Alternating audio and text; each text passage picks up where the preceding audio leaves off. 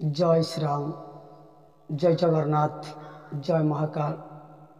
आज हूँ अष्टमतम वार्ता महाकाल तथा भारत माता। आज प्रसंग हूँ 10 प्रकार संस्कार मनुष्य जीवन में आवश्यक केमिति। संस्कार विषय गतकाली मुझे सूचना दी जाता महाकाल वार्ता हिसाब से। संस्कार अर्थ परिमार्जित, परिष्कृत, परिशोधित, स्वच्छता, निर्मलता। मनुष्य जीवन में केते आवश्यकता अच्छी संस्कार। आसतु जानिबा से संस्कार भितर जन्म पूर्वर मृत्यु पर पर्यंत वर्तमान 10 संस्कार अच्छी। से 10 संस्कार भितर प्रथम संस्कार होची पुंसवन संस्कार, द्वितीय संस्कार होची नामकरण, तृतीय होची अन्नप्राशन, चतुर्थ मुंडन, तापर विद्यारंभ, यज्ञोपवीत, विवाह संस्कार, विवाह संस्कार पर बानप्रस्थ, तापर अंत्येष्टि, मरणोत्तर संस्कार। एमती 10 संस्कार अच्छी। हेले गोटे पर गोटे संस्कार आवश्यकता अच्छी। आज आम जानिबा प्रथम संस्कार नाम होची पुंसवन संस्कार। हेले पुंसवन संस्कार कौन? जन्म पूर्वर जेते बळे कौनसी माता बा कन्या गर्भवती हेई न थाए, जेते से जने उच्चतम संस्कार युक्त प्राणवान आत्मा, जाग्रत आत्मा, ईश्वरी आत्मा को स्मरण करने चाहती, से समय पति पत्नी कौन करती ना जने उच्च आत्मा को प्राप्त करने, जने श्रेष्ठ आत्मा को, महान आत्मा को निज उपरे निज भीतर धारण करने पुंसवन संस्कार करते। जहाँ वेदमंत्र माध्यम, वेदमंत्र माध्यम आउ यज्ञ माध्यम से संस्कार करा जाय था। पुंसवन संस्कार उद्देश्य होची अदृश्य जगतरु एक महान आत्मा को, एक श्रेष्ठ आत्मा को निज भीतर धारण करवा। हेले से समय आमको कौन करिवार आवश्यकता अच्छी? पति पत्नी पुंसवन संस्कार, जहाँकि प्रथम संस्कार यहाँ हूँ आमर माने मूलदुआ, जहाँ कहूँ आम फाउंडेशन। तेणु जिते बड़े आम गोटे उच्च आत्मा को आमंत्रण करुचु, निमंत्रण करुचु, स्वागत करुचु पति पत्नी दुहे, से समय आमर विचार चिंताधारा केमती रहा दरकार? 3 योग सहित प्रथम जिनिस आम जोड़ी हवा दरकार। भक्ति योग, ज्ञान योग आ कर्म योग। ए 3 योग माध्यम आम कौन करवा? से संस्कार को जागृत करवा। कौ संस्कार? पुंसवन संस्कार को।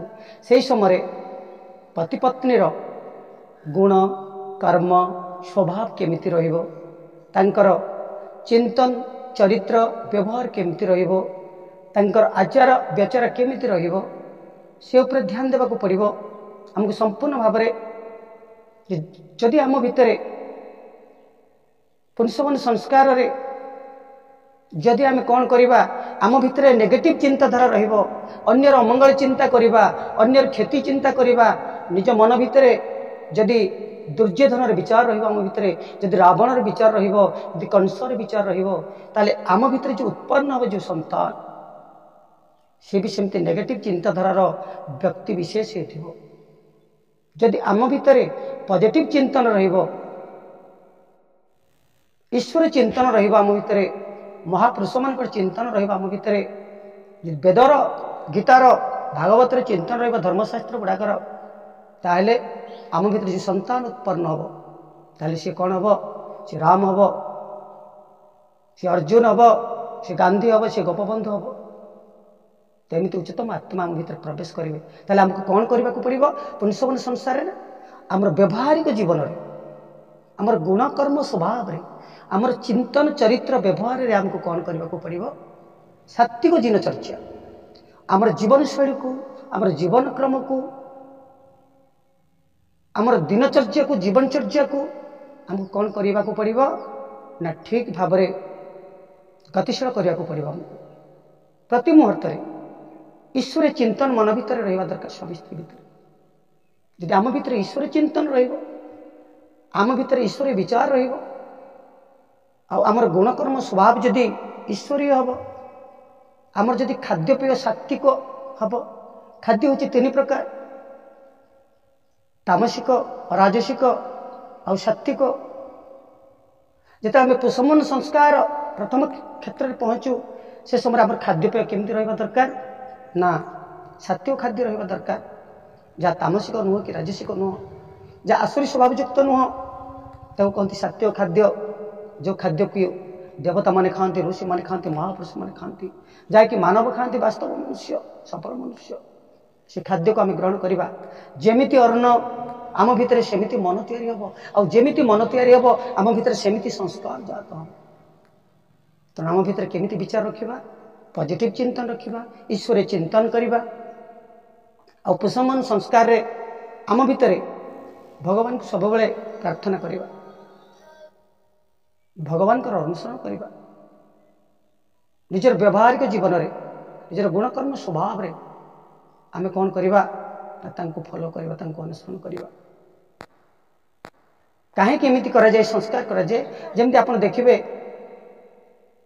ये सामाजिक क्षेत्र रे भी सरकारी क्षेत्र रे भी आमर वर्ष को वर्ष गोटे धरतु आपण गोटे लेबर कार्ड करछंती जो लेबर कार्ड करछंती तार कार्यकाल वर्षे वर्षे ताको रेनु करा जाउची ना नहीं रेनु न कले तार काम जो लाभ मिलबा कते से तार लाभ किछि मिलिबो नहीं ठीक सेमती गाड़ी रे जदि इंश्योरेंस करा जाउची तार वैलिडिटी होची केते 1 वर्ष पुणी जदि तार द्वितीय वर्ष जदि आमे वैलिडिटी न करिबा तार इंश्योरेंस न करिबा रेनु न करिबा ताल तार मूल्य किछि नहीं विभिन्न प्रकार योजना धरतु आप धान मंडी करेंगे धान मंडी रे भी प्रति वर्ष पुणी मंडी खाता खोलने को पड़ो रेन्यू करने को पड़ो आप सोसाइटी जदि भी लोन कर रेन्यू करने को पड़ो प्रति वर्ष एमती तार सिस्टम अच्छी जहाँ अदृश्य जगतर सिस्टम भी अच्छी अदृश्य जगत जहाँ आम देखुचु अदृश्य जगत जहाँ आम देखिपारूनु से अदृश्य जगत भी आम भितर अच्छी जहाँ संस्कार द्वारा जागृत होता है तेणु आमको कौन करने को पड़ो मनुष्य जन्म तो शूद्र सहित समान जिते जन्म हुए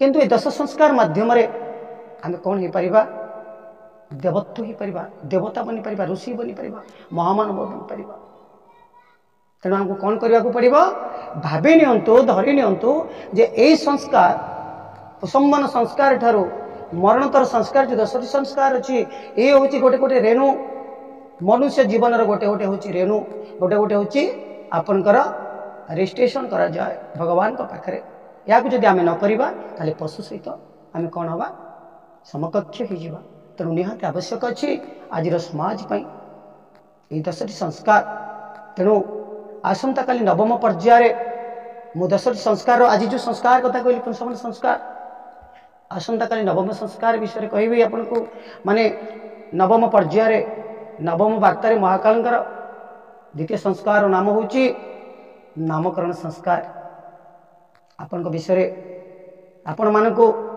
निश्चित भाव जन नामकरण संस्कार क्या कह जा जय श्री राम जय जगन्नाथ जय महाकाल।